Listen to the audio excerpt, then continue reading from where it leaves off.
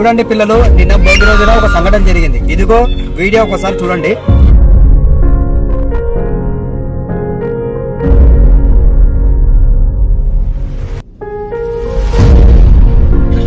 చూశారు కదా పిల్లలు, మీ ఆనందం కొరకి ఒక నిండు ప్రాణం బలైంది అక్కడ.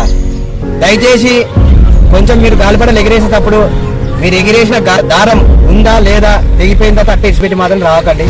దయచేసి ఈ విషయం చూసుకునండి. ఇదిగో మీరు చిన్న ఆనందం కొరకి నిండు ప్రాణం బలైపోయింది అక్కడ.